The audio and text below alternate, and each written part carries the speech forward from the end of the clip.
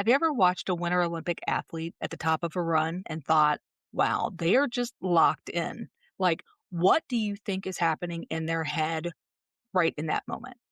I cannot imagine that level of focus. They're just doing everything on purpose. They're blocking out the noise, slowing that adrenaline spike, and just running that routine in their head. The announcers are saying that it's all grit and mental toughness.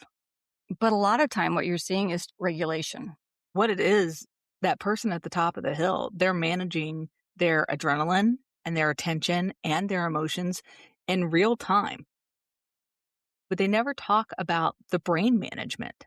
Which is just as important as the strength and the discipline. The waiting, the sensory overload, the pressure, the unpredictability of it all. And some of those athletes have been very open about the fact that their brains work a lot like ours. Which changes the way you watch it, more than those little drones flying overhead. I like the drones.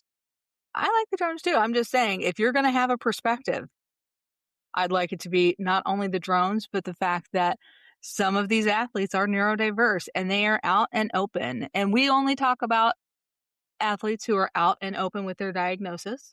That's true. Because we don't drag anybody out of the closet here. This is Angry on the Inside.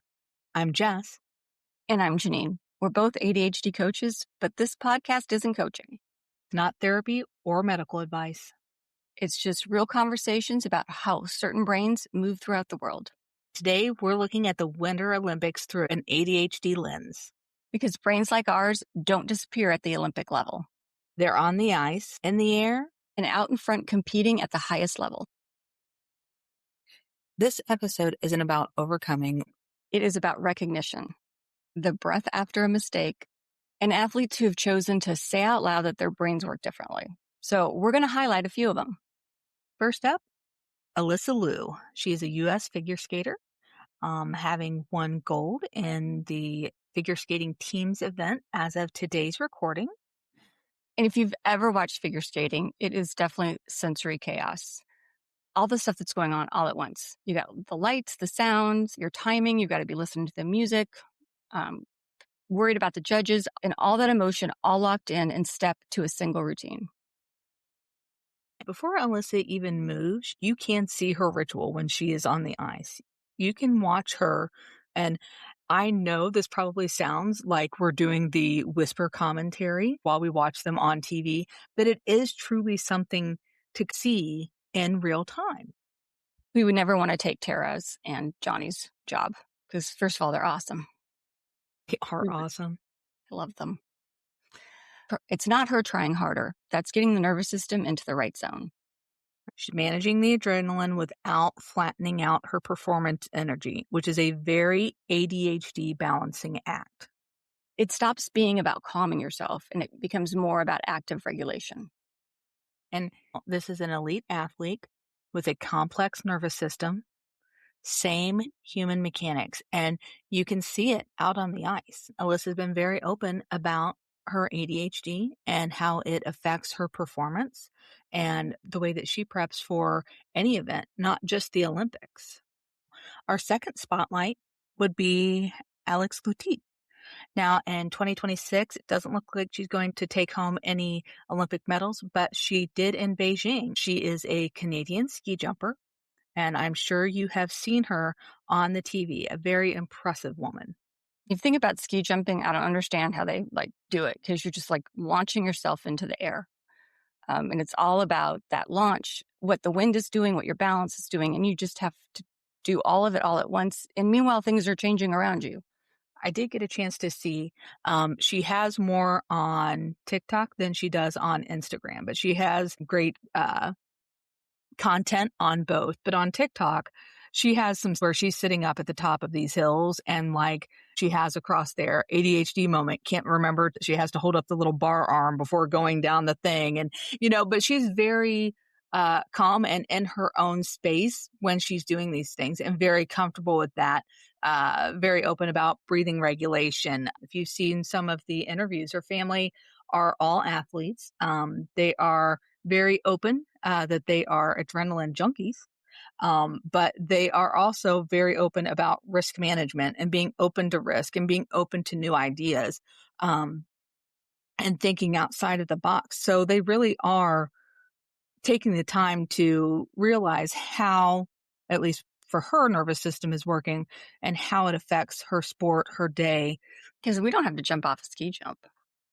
right? Oh my goodness, I would throw up. What it really comes down to is it's attention regulation by necessity, but intensity with control. We know how to be intense.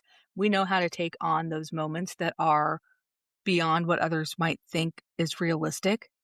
But When an athlete talks openly about how that nervous system works, it just lands differently.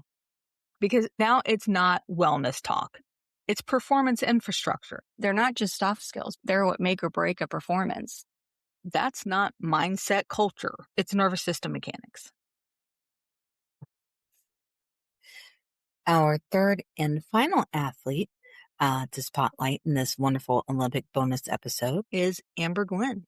She is also on the U.S. women's figure skating team and took gold, just like her teammate, Alyssa Liu, which is awesome. Her sport doesn't give you space to spiral. Everything happens so fast. You miss a jump or you're feeling off that day, the music doesn't stop. The judges don't stop judging. You make a mistake and you've just got seconds to recover. Not even seconds, like nanoseconds. It's not a case of pretending like nothing happened. You're choosing your next state of mind, your next flow state, and how to stay in that rhythm. People just see it as composure or assume that's just their personality, but it's really state shifting. A breath, a physical reset, a cue that says, we're here now in this moment. And her body is able to feel that, recognize that, shift, reset, and move forward. That's a nervous system recovering in real time. It's not suppression, it's regulation. It stops being, how are they so calm? Oh my God, how do they do it? And becomes, oh, they know how to come back. Not staying steady, just returning to steady.